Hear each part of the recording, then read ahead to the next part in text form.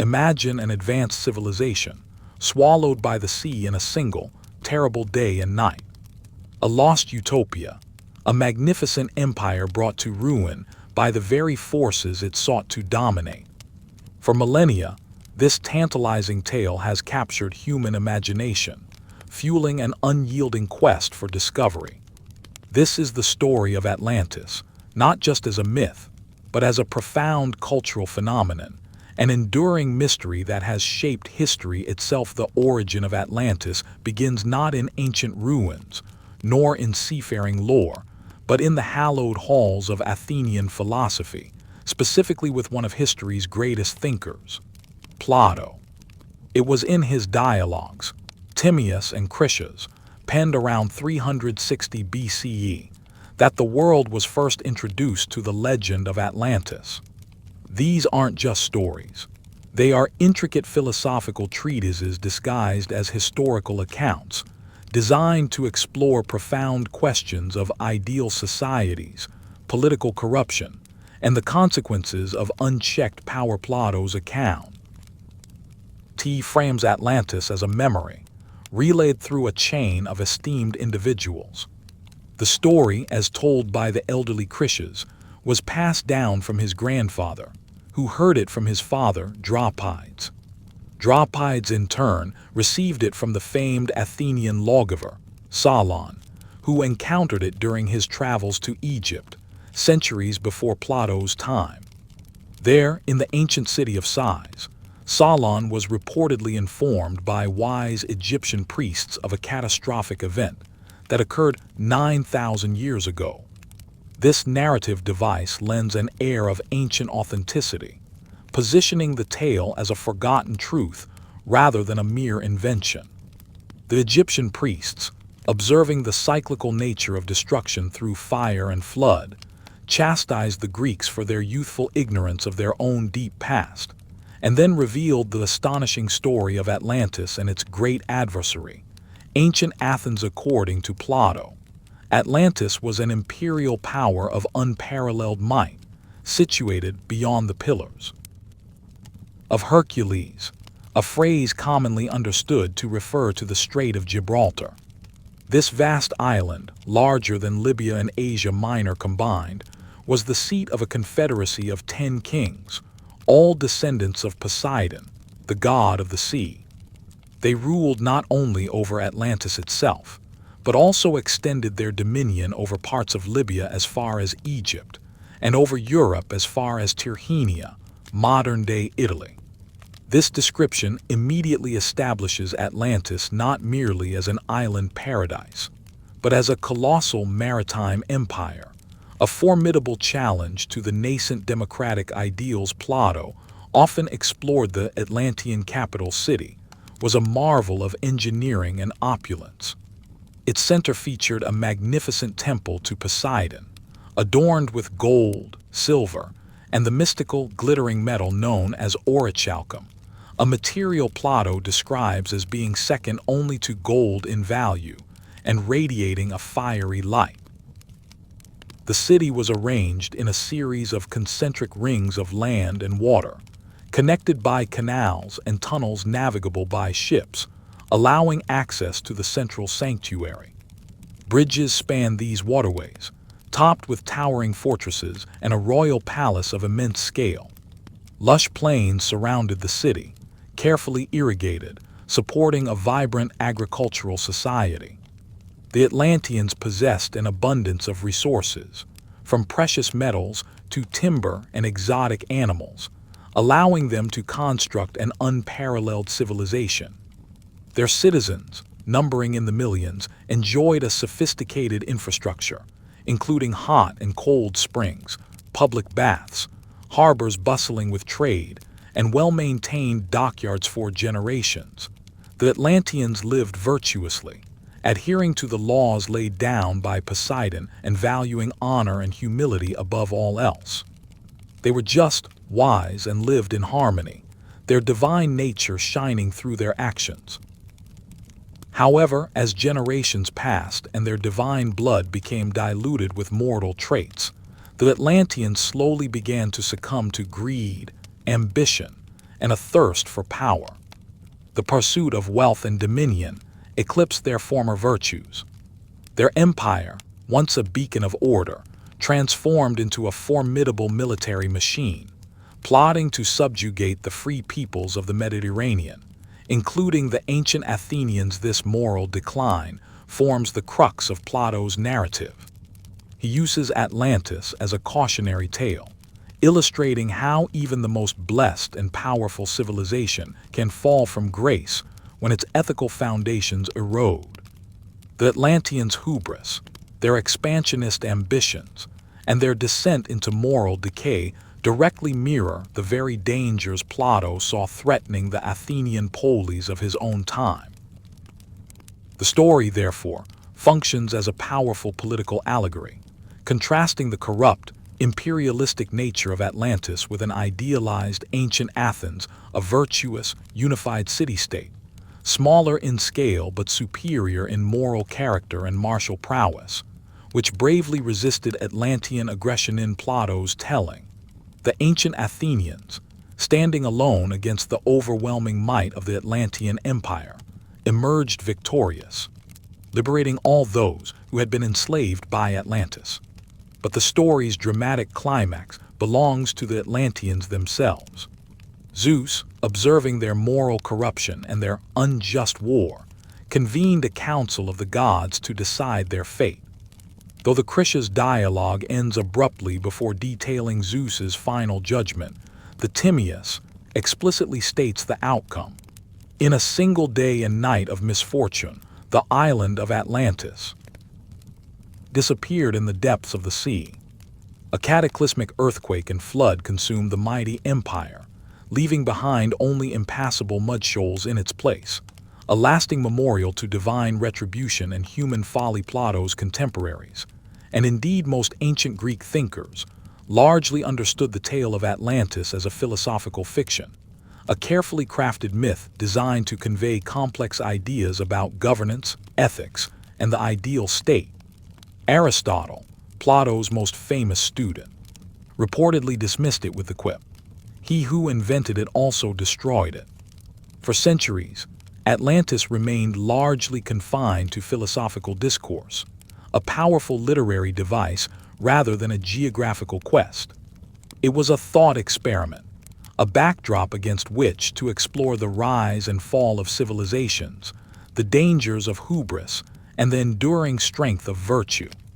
Yet, as the classical world faded and the Middle Ages gave way to the Renaissance, something profound began to shift. The distinction between allegory and literal truth would blur, setting the stage for one of history's most enduring and fervent searches. This profound transformation from allegory to fervent belief, from philosophical fable to a compelling geographical riddle, set the stage for centuries of fervent speculation, exploration, and myth-making, forever altering Atlantis's place in human consciousness. The quest for Atlantis was no longer a parable. It had become an undeniable reality, a physical challenge to be overcome. What happens when a philosophical thought experiment, conceived in the mind of one of history's greatest thinkers, transmutes into a tangible quest, an undeniable reality to be sought?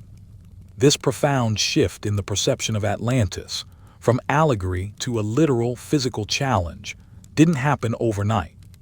It was a gradual evolution, propelled by intellectual ferment, new discoveries, and the persistent human yearning to uncover lost origins. The Renaissance, that glorious rebirth of learning and exploration in Europe, proved to be the fertile ground where the seeds of a literal Atlantis began to sprout as scholars rediscovered and translated classical Greek texts. Plato's dialogues, including the enigmatic Timaeus and Critias, were given fresh scrutiny. This was an era obsessed with ancient wisdom, with decoding the secrets of the past to understand the present. The intellectual climate, no longer solely dominated by medieval theology, encouraged questioning, exploration, and a fascination with exotic lands and forgotten civilizations. But it was the monumental discovery of the Americas in 1492 that truly ignited the imagination, providing a vast, unexplored canvas upon which the legend of Atlantis could be projected. The New World, with its perplexing indigenous cultures and sophisticated, yet seemingly isolated, societies, offered tantalizing answers to the riddle of humanity's shared past. Was it possible these civilizations were remnants, or even descendants of Plato's lost empire? Early cartographers and historians, grappling with the vastness of the Atlantic Ocean and the sudden appearance of new continents, began to speculate. The Pillars of Hercules, previously understood as a gateway to the unknown, now felt like a very real geographical marker. Some posited that the Americas themselves were Atlantis, or at least a surviving fragment of its dominion. Figures like Francisco López de Gamarra, a 16th-century Spanish historian, hinted at such connections, attempting to reconcile classical narratives with contemporary discoveries. Later, thinkers like Francis Bacon, though using Atlantis as a literary device for his utopian vision in New Atlantis, 1627, further embedded the concept of a technologically advanced, isolated island society in the public consciousness. This demonstrated the immense cultural impact of the Atlantean idea, even when not literally interpreted. The quest for a physical Atlantis often became intertwined with nationalist sentiments. In the late 17th century, the Swedish scholar Olof Rudbeck, in his monumental 4-volume work Atlantica, boldly proclaimed Sweden as the true location of Atlantis, and the Swedes as the descendants of its noble inhabitants. While widely dismissed by serious scholars, Rudbeck's work exemplifies the powerful human impulse to claim a glorious, ancient heritage, and to project an idealized past onto one's own nation. Such efforts, though scientifically unsound, kept the legend of a physical Atlantis alive, ensuring its enduring presence in cultural discourse. However, it was in the late 19th century that the literal interpretation of Atlantis achieved unprecedented popularity, thanks primarily to one man, Ignatius Donnelly, a U.S. congressman, populist writer, and ardent polymath. Donnelly published his seminal work, Atlantis, The Antediluvian World, in 1882. This book was a groundbreaking synthesis, meticulously, if sometimes erroneously, weaving together a vast array of evidence from geology, archaeology, mythology, and linguistics to argue for Atlantis's historical reality. Donnelly's central thesis was audacious. Atlantis was not merely an island, but the true cradle of civilization, the source from which all major ancient cultures, from Egypt to the Maya, derived their knowledge, religions, and technologies. He proposed that Atlantis was a real island in the Atlantic Ocean, a continent-sized landmass situated near the Azores, which was destroyed in a cataclysmic flood, mirroring Plato's account and many global flood myths. The survivors, he argued, spread across the globe, carrying the seeds of civilization to disparate cultures. Donnelly presented what he considered compelling evidence: the ubiquitous presence of pyramids across continents, shared flood narratives in diverse cultures, similarities in ancient architectural styles, religious symbols and agricultural practices, and even linguistic parallels. He pointed to the advanced astronomical knowledge of ancient Egyptians and Mesoamericans, and the mysterious construction techniques of megalithic structures, suggesting these were not independent developments, but rather echoes of a common, far more sophisticated Atlantean progenitor civilization. His work resonated deeply with a Victorian public fascinated by ancient mysteries, spiritualism, and the emerging fields of archaeology and anthropology. It offered a grand, unified theory for the origins of civilization that bypassed traditional explanations and directly challenged established religious and scientific paradigms. Donnelly's Atlantis became a sensation, selling millions of copies and translating the abstract philosophical tale into a tangible, historical narrative. It legitimized the search for Atlantis in the popular imagination, transforming it from a niche academic debate into a widespread cultural phenomenon. Despite its considerable flaws and the eventual dismissal by mainstream science, Donnelly's work irrevocably altered the trajectory of the Atlantean legend. It laid the foundation for virtually every subsequent theory and pseudoscientific investigation into Atlantis, imbuing the myth with a sense of historical urgency and scientific possibility that had never existed before.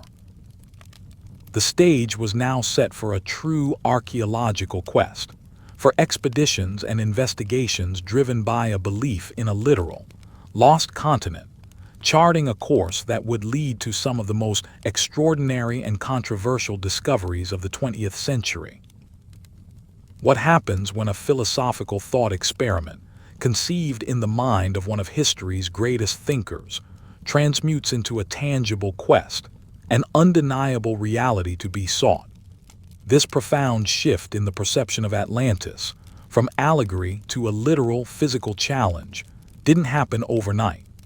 It was a gradual evolution, propelled by intellectual ferment, new discoveries, and the persistent human yearning to uncover lost origins.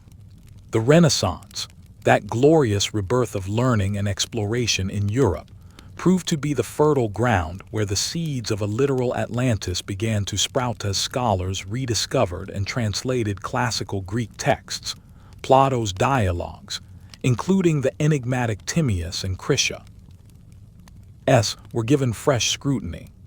This was an era obsessed with ancient wisdom, with decoding the secrets of the past to understand the present. The intellectual climate, no longer solely dominated by medieval theology, encouraged questioning, exploration, and a fascination with exotic lands and forgotten civilizations. But it was the monumental discovery of the Americas in 1492 that truly ignited the imagination, providing a vast, unexplored canvas upon which the legend of Atlantis could be projected.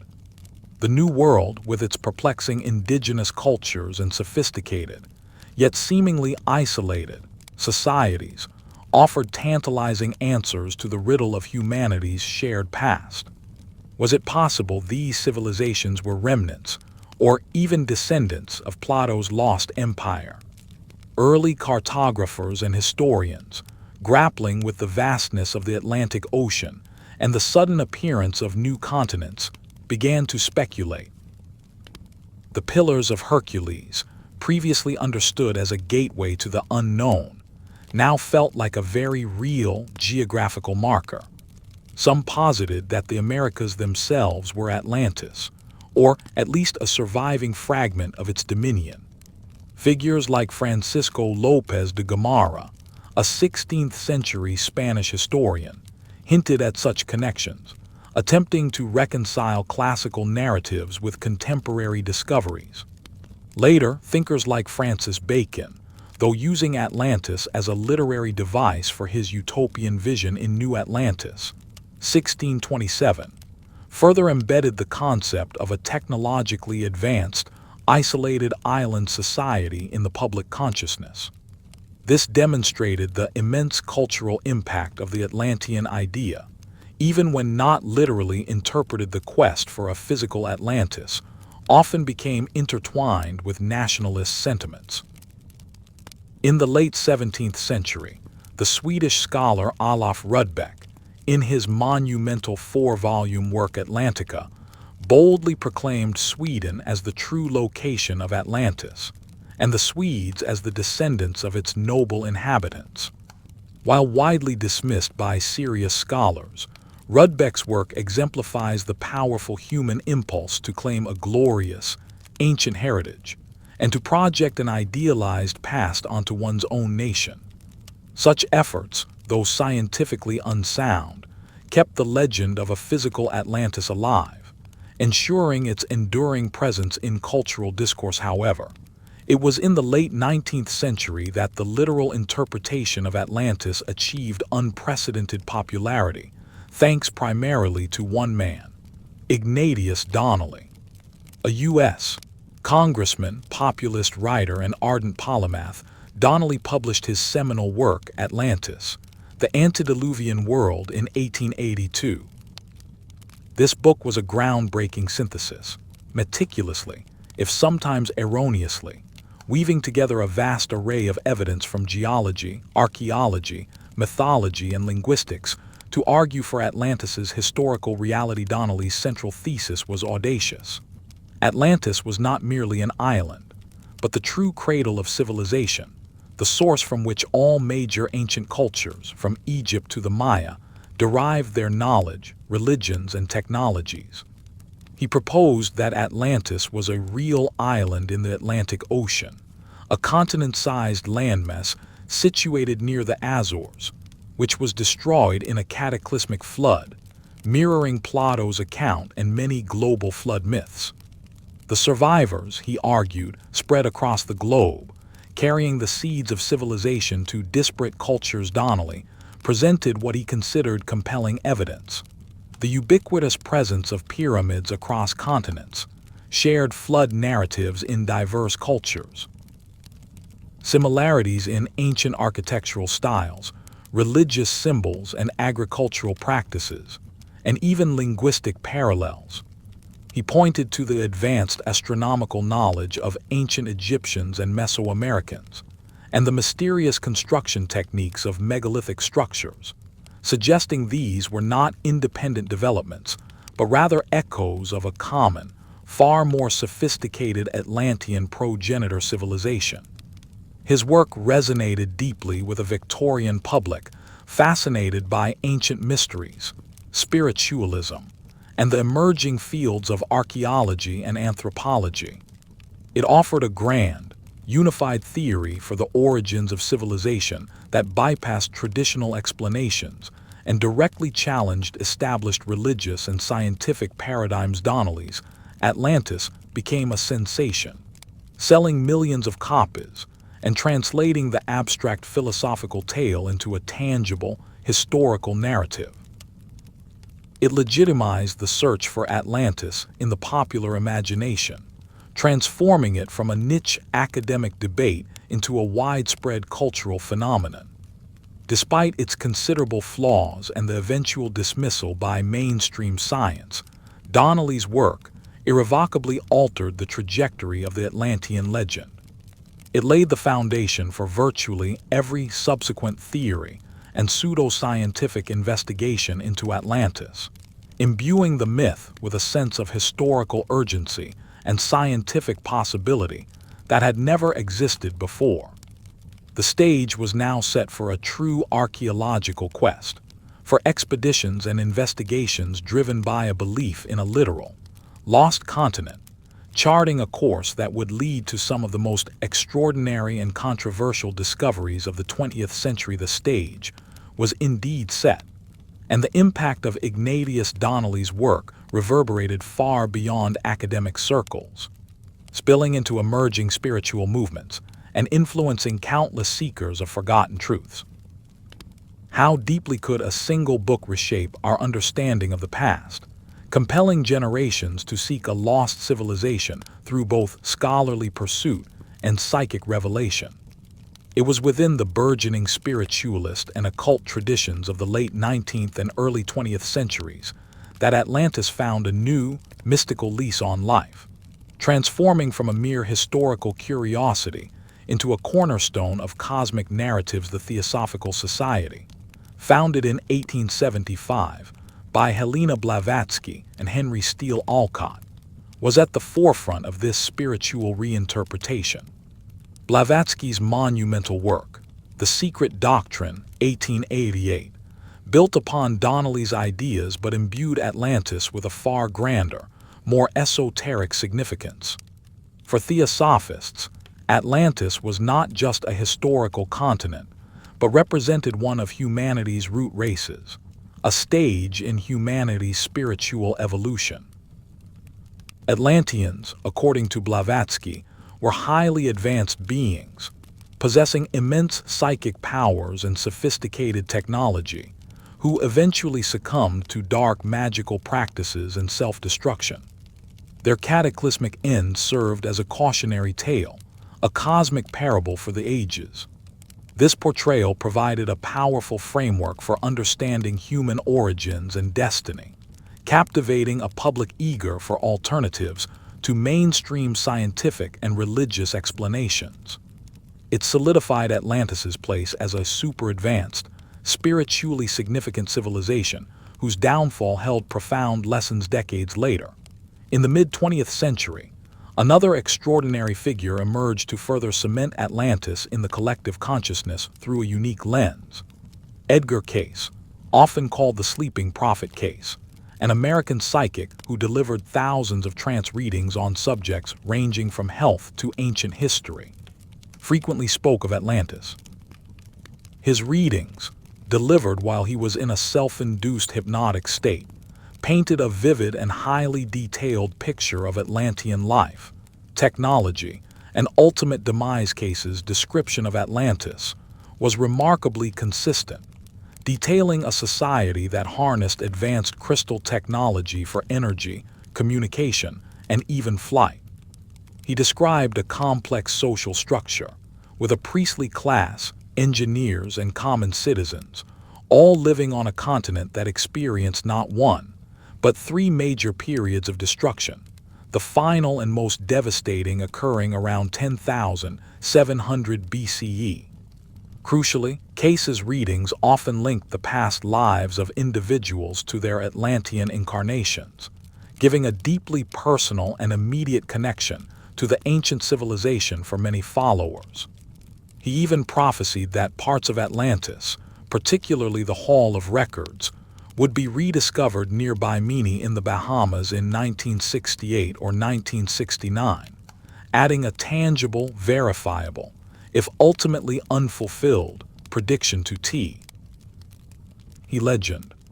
These psychic pronouncements, far removed from Plato's philosophical allegories, imbued Atlantis with a prophetic quality, fueling generations of treasure hunters and spiritual seekers alike, while the esoteric and psychic narratives captivated a significant portion of the public. The mid-20th century also witnessed a pivotal moment in the scientific and archaeological search for Atlantis. Could there be a real-world event, perhaps a natural disaster, that inspired Plato's enduring tale? In 1967, Greek archaeologist Spiridon Marinatos proposed a revolutionary theory that would fundamentally shift the academic debate. Marinatos suggested that the legend of Atlantis was, in fact, an exaggerated folk memory of the devastating eruption of the Thura volcano, modern-day Santorini, in the Aegean Sea. The eruption, one of the most powerful volcanic events in human history, occurred around 1600 BCE, violently obliterating the thriving Minoan civilization on Thura and sending cataclysmic tsunamis across the eastern Mediterranean. The Minoans, centered on the island of Crete, were a sophisticated maritime empire, contemporary with the Egyptians, renowned for their advanced art, architecture, and extensive trade networks. They were a dominant naval power, much like Plato's description of Atlantis, and their rich culture was characterized by magnificent palaces, intricate frescoes, and a mysterious writing system. The scale of the Thura eruption was staggering, estimated to be 4 to 5 times more powerful than the Krakatoa eruption of 1883. It literally blew out the center of the island, creating the massive caldera we see today, and launched plumes of ash more than 30 kilometers into the atmosphere. The immediate aftermath would have been unimaginable. Earthquakes, superheated pyroclastic flows, and immense tsunamis, some perhaps hundreds of feet high, that would have devastated coastal settlements throughout the Aegean, including much of Minoan Crete. The ashfall alone would have had long-term climatic impacts, potentially leading to crop failures and widespread disruption across the ancient world. Marinatos, and his proponents drew compelling parallels between this historical catastrophe and Plato's account. Here was a powerful island civilization, a dominant naval force, suddenly and violently destroyed by earthquakes and floods, disappearing beneath the waves. The description of advanced cities, harbors, and a rich culture on a fertile island found echoes in the Minoan civilization uncovered on Crete and at the buried city of Akrotiri on Thura itself. Even the concentric rings of Plato's capital city could, some argued, be seen as a mythological interpretation of the caldera's circular formation. This scientific hypothesis offered a grounded, archaeologically verifiable candidate, giving the Atlantis legend a plausible real-world genesis for the first time. However, the Thura theory, compelling as it was, faced significant challenge and fervent debates. The most glaring discrepancy was Plato's stated timeline, 9,000 years before Solon, placing Atlantis's destruction around 11,600 BCE, vastly different from the Thura eruption's date of around 1600 BCE. Critics also pointed out the sheer size difference. Atlantis was described as larger than Libya and Asia Minor combined, while Thura was a comparatively small Aegean island. Furthermore, Plato's Atlantis launched an attack on Athens, a detail conspicuously absent from the Minoan historical record, and the specific architecture of the Atlantean capital, with its orichalcum and concentric canals, did not perfectly align with Akrotiri's archaeological findings. Was Thura merely an inspiration, a story Solon heard and embellished, or a completely separate tale? These questions kept the mystery alive, pushing researchers to look beyond the Aegean, armed with increasingly sophisticated technology to peer into the ocean's depths, convinced that a greater, perhaps more terror, Atlantis lay waiting to be found. If the colossal Thura eruption, a real historical cataclysm, failed to perfectly align with Plato's account, what then of the most glaring inconsistency: the date? Plato, through his Egyptian priests, stated Atlantis was destroyed 9,000 years ago before Solon's time, pushing its demise back to roughly 11,600 BCE. This temporal chasm, a gap of 10 millennia from the Minoan civilization, presented an insurmountable hurdle for many proponents of the Thura theory. Was Plato simply mistaken, or was there a fundamental misunderstanding, a miscalculation in the very fabric of the story's transmission across vast epochs? Some researchers attempted to reconcile this profound discrepancy, suggesting that the Egyptian priests might have used a different calendrical system, perhaps lunar years, or that Solon, or later scribes, misinterpreted the hieroglyphs, mistaking a symbol for 100 for 1,000. Such adjustments, they argued, could compress the timeline, bringing the destruction of Atlantis closer to the Bronze Age and making a connection to the Minoan eruption more plausible. Yet, mainstream Egyptologists and classicists largely dismissed these interpretations as convenient contrivances, lacking any concrete textual or archaeological support. The numbers, as Plato presented them, were clear, and the challenge remained. If Atlantis truly existed, it predated nearly all known complex civilizations by thousands of years, pushing its story into the uncharted territory of the Late Stone Age. Undeterred, the search for a literal Atlantis continued and even intensified in the 20th century, fueled by Ignatius Donnelly's persuasive arguments and Edgar Case's psychic pronouncements, which had promised verifiable discoveries. The advent of new technologies, particularly during the Cold War era, profoundly impacted the quest.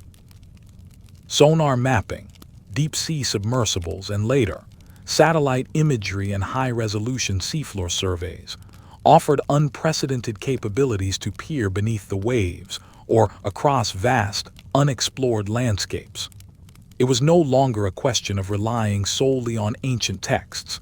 Now, the very geology of the Earth could be scrutinized for clues, and the ambition of explorers soared. One striking candidate, often highlighted by modern Atlantologists, is the Richat structure, famously dubbed the Eye of the Sahara in Mauritania. From space, this vast, circular geological formation, nearly 50 kilometers in diameter, presents a series of concentric rings and an unusual central uplift, bearing an uncanny resemblance to Plato's description of Atlantis's capital city, with its alternating rings of land and water. The location, however, posed an obvious problem.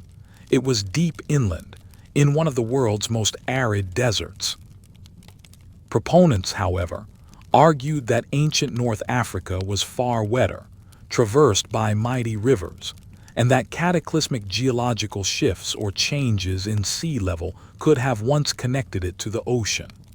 They pointed to the structure's scale and its seemingly artificial symmetry as evidence of an ancient, organized settlement.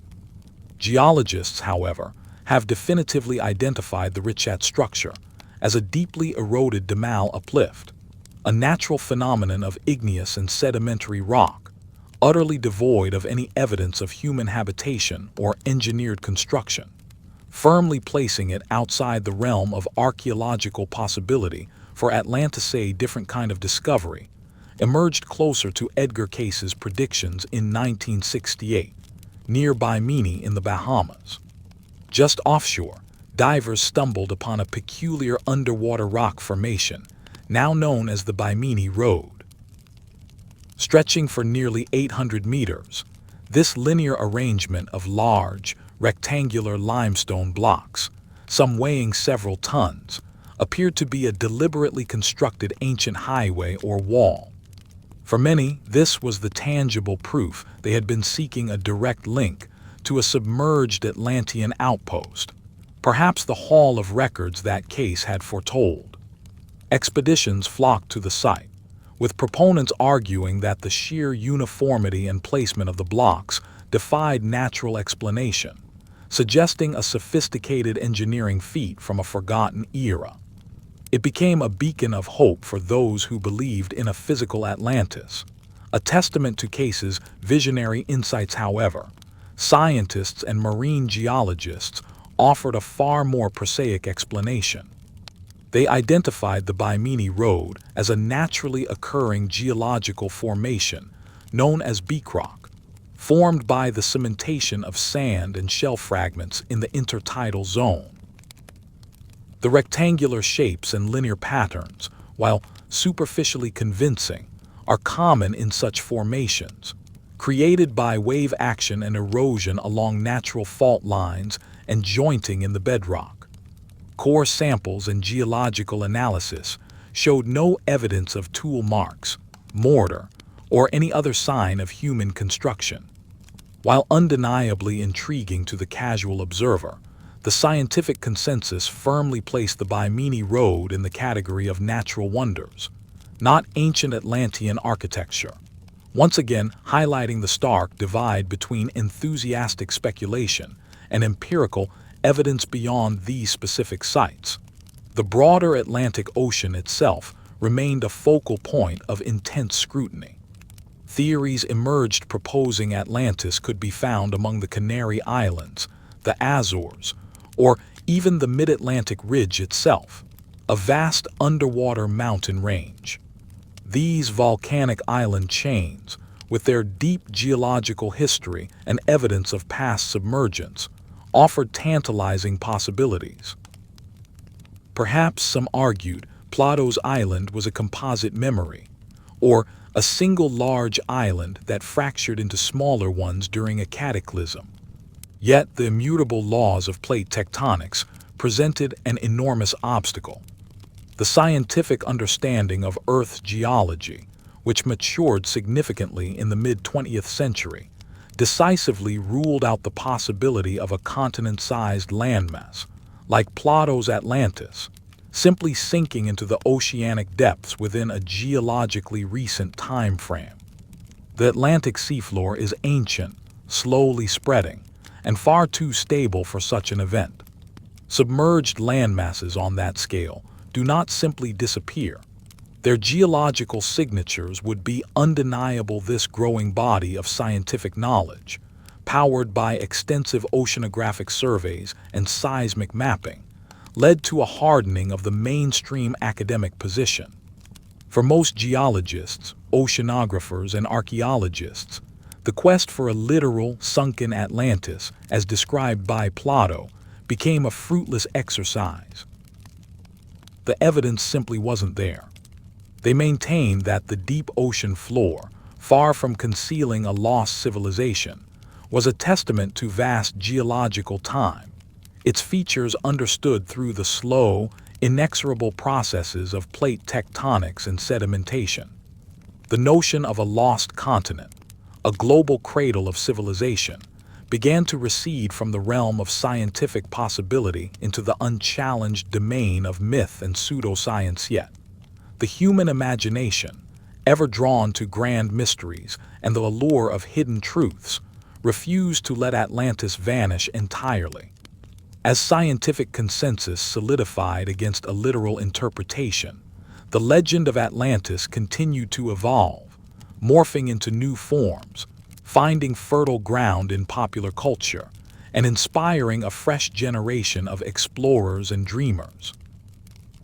The absence of definitive proof, paradoxically, only deepened its enigmatic appeal, allowing it to become a screen upon which humanity projected its deepest hopes for advanced wisdom, its fears of cataclysm, and its undying curiosity about the profound secrets that the Earth and its past might still hold. The search, therefore, was far from over. It had merely changed its nature, moving from a literal archaeological quest to a more profound exploration of belief, influence, and the enduring power of a story. When mainstream science drew a definitive line, declaring a literal Atlantis, as Plato described it, an impossibility, did the legend simply fade away? Far from it. The human imagination, unconstrained by geological charts or archaeological reports, merely found new avenues for its enduring fascination. Atlantis, dislodged from the seabed of the Atlantic, soared into the realm of popular culture, becoming a ubiquitous symbol of lost grandeur, advanced technology, and catastrophic downfall. From the thrilling adventures of Jules Verne's 20,000 Leagues Under the Seas, where Captain Nemo's Nautilus explores the sunken city, to Disney's animated epic Atlantis, The Lost Empire, and countless video games, comic books, and novels, the lost continent solidified its place as an archetype. It represented humanity's dreams of a golden age, its fears of technological hubris, and its eternal quest for hidden truths. This widespread cultural saturation ensured that even those unfamiliar with Plato's original dialogues understood the core narrative. A mighty civilization, swallowed by the sea, leaving behind tantalizing whispers of its advanced knowledge. Atlantis became a canvas for storytelling, a potent metaphor for any lost world, any forgotten wisdom, even as scientists meticulously mapped the ocean floor, revealing no vast submerged continents. The spiritual interpretations ignited by Edgar Cayce continued to resonate. His detailed readings, which spoke of Atlantean crystal technology, reincarnation, and specific geographical locations, fostered a passionate community of seekers. For Cayce's followers, Atlantis was not merely a historical mystery, but a key to understanding human spiritual evolution and cosmic destiny. The legend provided a framework for elaborate New Age philosophies, often incorporating ideas of ancient wisdom traditions, psychic abilities, and a profound connection to universal energy. The idea of Atlantean crystals possessing immense power, or Atlantean healing techniques unlocking forgotten knowledge, became deeply embedded in various esoteric practices. This transformation showcased the myth's incredible adaptability, allowing it to morph from a geographical riddle into a spiritual blueprint for personal and collective awakening, promising an inner Atlantis, a lost source of power and enlightenment waiting to be rediscovered within the human spirit itself. But perhaps the most significant reinvigoration of the literal Atlantis theory in recent decades came not from spiritualists, but from the realm of alternative history, spearheaded by prolific authors and researchers like Graham Hancock. Hancock, rejecting mainstream archaeology's established timelines for the rise of complex civilization, boldly proposed the existence of an advanced global seafaring culture that thrived at the end of the last ice age, around 12,000 to 13,000 years ago. This period, known as the Younger Dryas, marked a dramatic and sudden return to glacial conditions, characterized by rapid climate shifts, rising sea levels, and catastrophic flooding, a precise fit for Plato's reported destruction date of 11,600 BCE. Hancock, much like Donnelly before him, meticulously, and sometimes controversially, gathers disparate lines of evidence, anomalous archaeological sites, advanced astronomical knowledge embedded in ancient myths, and startling geological indicators, to argue for a sophisticated lost civilization that seeded knowledge across the globe before being wiped out by a cataclysm. His central argument revolves around the Younger Dryas impact theory. This hypothesis suggests that Earth was struck by fragments of a disintegrating comet around 12,800 years ago, triggering a rapid cooling period, massive wildfires, widespread extinctions, and crucially, immense deluges from melting ice sheets. If an advanced civilization existed on a coastal landmass during this period, as Hancock posits, such an event would provide a devastatingly plausible mechanism for its instantaneous destruction and submergence. This narrative provides a modern, quasi-scientific explanation for Plato's single day and night of misfortune, aligning both the catastrophic nature and the precise timeline with a scientifically debated, yet compelling, global event. For proponents, this theory offers a grand, unifying explanation for shared mythologies, unexplained ancient technologies, and the apparent sudden emergence of sophisticated cultures in the wake of the Ice Age. Hancock and others point to a number of controversial sites and archaeological anomalies as potential evidence for this lost Ice Age civilization, which, while not explicitly called Atlantis by all, echoes its characteristics. One prominent example is Göbekli Tepe in southeastern Turkey, a monumental complex of massive carved stone pillars, some weighing 20 tons, arranged in concentric circles. Dated to around 9,600 BCE, Göbekli Tepe predates the advent of agriculture and settled life by thousands of years, pushing back the accepted timeline for complex, organized human construction and symbolic thought.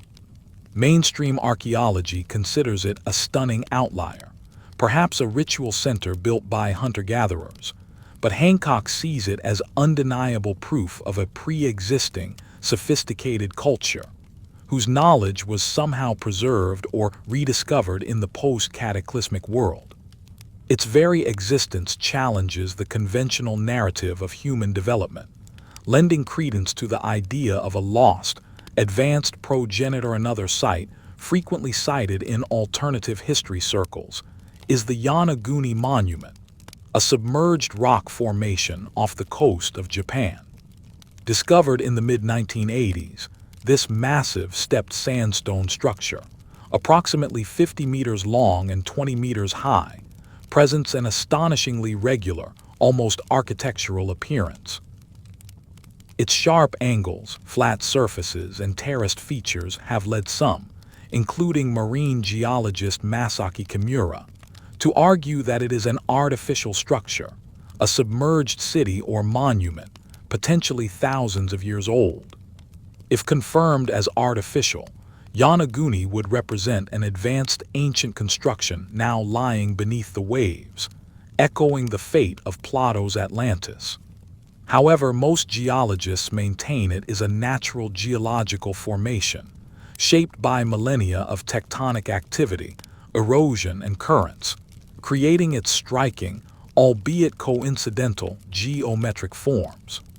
The debate over Yonaguni encapsulates the ongoing tension between observation, interpretation, and scientific consensus. In the quest for lost civilizations, these persistent alternative theories, fueled by new interpretations of ancient texts, geological data, and archaeological findings, illustrate a profound human desire to believe in a grander, more mysterious past. They tap into a longing for lost knowledge, for the answers to humanity's most fundamental questions about its origins, its purpose, and its potential. Why do civilizations rise and fall?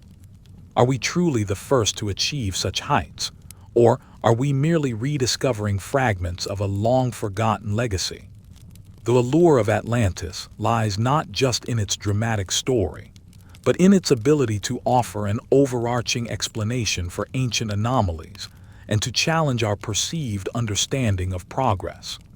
It suggests that history is not a linear progression but a cyclical journey, punctuated by periods of advanced civilization and devastating collapse. This narrative resonates deeply, particularly in an era grappling with its own existential threats and technological dilemmas as we look towards the deep past, contemplating the vast stretches of time before recorded history. The legend of Atlantis continues to serve as a powerful reminder of humanity's enduring vulnerability and its remarkable cap. A city for both creation and destruction. It forces us to ask, what other secrets might the Earth still hold, hidden beneath the waves or buried under millennia of sediment, waiting for us to piece together the fragments of a truly forgotten world? The pursuit of Atlantis, whether literal or symbolic, is ultimately a reflection of our own persistent quest for meaning, for connection to something larger than ourselves, and for understanding the true scope of human potential and the cyclical nature of civilization itself. This relentless search for evidence, for that single compelling piece of truth, continues to drive explorers and scholars, shaping our very understanding of ancient history and what is truly possible. The journey through the ages has brought us to the precipice of understanding, but has it brought us any closer to the ultimate truth of Atlantis? The journey through the ages has indeed brought us to the precipice of understanding, but has it truly brought us any closer to the ultimate truth of Atlantis? Or has the relentless pursuit of a literal lost continent only illuminated the profound complexity of myth, human belief, and the narratives we construct to make sense of our world? As scientific consensus solidified, ruling out a continent-sized landmass sinking into the Atlantic, the quest for Atlantis entered a new, more nuanced phase. It shifted from an archaeological excavation of the seabed to a deeper exploration of its enduring psychological, philosophical, and cultural resonance. The story, it seemed, was too powerful to simply disappear. Perhaps the enduring appeal of Atlantis lies not in its physical whereabouts, but in its profound allegorical power, a return to Plato's original intention. Plato crafted Atlantis as a cautionary tale, a narrative vehicle to explore the dangers of hubris, unchecked imperial ambition, and moral decay. In this light, Atlantis is less a place on a map and more a state of mind, a symbol for any civilization that succumbs to its baser instincts, destined for self-destruction. This interpretation grounds the myth firmly in the realm of human experience, making it eternally relevant regardless of geological evidence. It suggests that the truth of Atlantis resides in the timeless lessons it imparts about governance, ethics, and the fragility of even the greatest empires. Furthermore, Atlantis has become a powerful psychological archetype, a projection of humanity's deepest desires and fears. It embodies the longing for a lost golden age, a more advanced or harmonious past from which modern society has fallen. This yearning for a forgotten utopia, a time when humanity was more aligned with divine principles or possessed greater knowledge, speaks to an inherent human dissatisfaction with the present and an idealized vision of what might have been. Conversely, Atlantis also represents our profound fear of cataclysm, of the sudden, overwhelming destruction of all we have built. In an era grappling with climate change, nuclear proliferation, and global pandemics, the narrative of a technologically advanced civilization brought to ruin by a force beyond its control holds a chilling, prophetic resonance. The spiritual and New Age movements, far from abandoning Atlantis, continue to evolve its narrative, seeing it not just as a historical event, but as a crucial stage in human consciousness. Beyond Edgar Cayce, figures like Rudolf Steiner, founder of anthroposophy, expanded on the idea of Atlanteans as highly evolved beings with unique spiritual capacities, who influenced later human development. For these traditions, the lost continent represented a repository of ancient wisdom, esoteric knowledge, and spiritual technologies, often linked to concepts of crystal healing, advanced energy systems, and higher dimensions. This mystical interpretation transforms the search for Atlantis from an external archaeological endeavor into an internal spiritual journey, a quest for forgotten aspects of the self and humanity's collective spiritual heritage. The idea that shards of Atlantean knowledge might still be accessible through psychic means or ancient texts continued to captivate, offering a pathway to personal transformation and a deeper understanding of cosmic laws. The 21st century has seen Atlantis continue its reign in popular culture, a testament to its narrative versatility. From blockbuster films like Aquaman and Justice League that reimagine Atlantis as a vibrant, technologically advanced underwater kingdom, to video games like Assassin's Creed Odyssey that weave it into ancient Greek mythology, the myth maintains its captivating hold. These modern portrayals often lean into the fantastical elements of advanced technology, superhuman abilities, and the dramatic spectacle of a hidden, powerful civilization. They reflect a persistent human fascination with the unknown, with the possibility of extraordinary worlds existing just beyond our perception, whether beneath the waves or in the forgotten annals of time. This cultural ubiquity ensures that the legend of Atlantis is continually refreshed and reinvented for new generations. Always relevant, always mysterious, the concept of Atlantis also serves as a potent vehicle for discussing real-world anxieties, particularly those surrounding climate change and rising sea levels. When coastal cities around the globe face the threat of inundation, the ancient tale of a magnificent island swallowed by the ocean takes on a chilling immediacy. Plato's description of a civilization consumed by floods and earthquakes resonates deeply with contemporary fears of environmental catastrophe. It transforms an ancient myth into a powerful modern metaphor, a stark reminder of humanity's vulnerability to natural forces and the potential consequences of failing to live in harmony with our planet. This allows the Atlantis narrative to transcend its historical debate and become a poignant commentary on our present and future. Perhaps the truth of Atlantis is not a singular physical location, but a collective memory, a mythic echo of multiple real-world cataclysms and advancements. Across millennia, human civilizations have experienced devastating floods, volcanic eruptions, tsunamis, and earthquakes. They have also witnessed the rise and fall of great empires, the loss of advanced knowledge, and the submergence of coastal settlements due to shifts in sea level. It's conceivable that the story of Atlantis, as told by Plato, could be a composite memory, a distillation of numerous such events, filtered through generations of oral tradition and ultimately shaped by a philosopher's allegorical intent. In this view, Atlantis represents the universal human experience of profound loss, the memory of forgotten greatness, and the ever-present threat of nature's fury.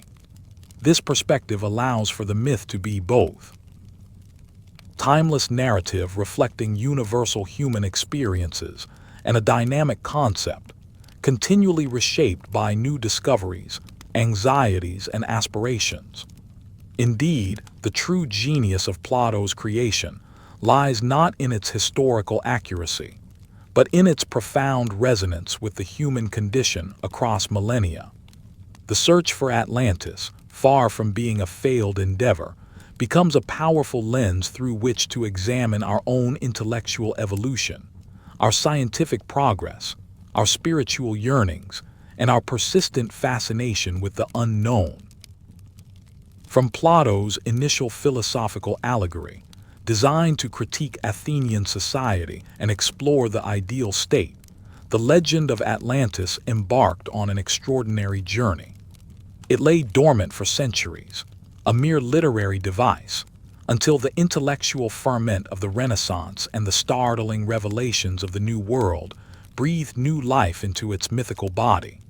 Suddenly, the Pillars of Hercules marked not a philosophical boundary, but a tangible gateway to a vast, unexplored ocean, ripe for the projection of ancient narratives.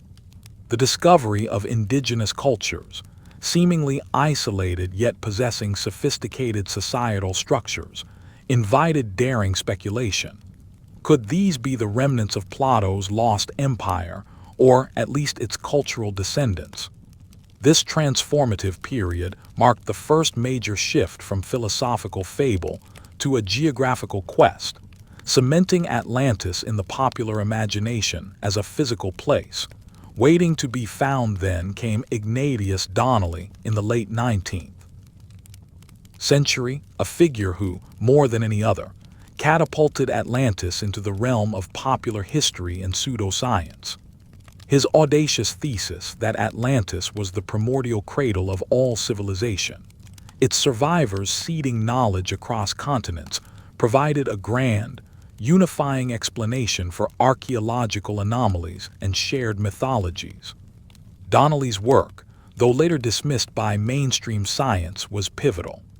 It codified the literal interpretation of Atlantis, presenting a compelling, if flawed, narrative that transcended academic discourse and ignited a fervent global search. He articulated a vision of Atlantis as an advanced, almost utopian society, whose technology and wisdom were lost but whose memory lingered, influencing every subsequent major culture. This vision resonated deeply with a public yearning for grand narratives and a deeper, more mysterious past than traditional history offered as the 20th century unfolded. The pursuit of Atlantis diverged into two distinct, yet equally influential paths. On one side, the esoteric and spiritual movements, particularly Theosophy and the readings of Edgar Cayce, imbued Atlantis with a cosmic significance. It was no longer just a lost continent, but a stage in humanity's spiritual evolution, populated by beings of immense psychic power and crystal technology. Cayce's detailed pronouncements, linking individuals' past lives to Atlantean incarnations, and even predicting specific future discoveries, transformed Atlantis into a deeply personal and prophetic narrative. For countless followers, Atlantis became a blueprint for spiritual awakening, a source of hidden knowledge, and a tangible link to a more enlightened past. This mystical interpretation offered profound answers to existential questions, pushing the search beyond the physical realm into the very essence of human consciousness concurrently.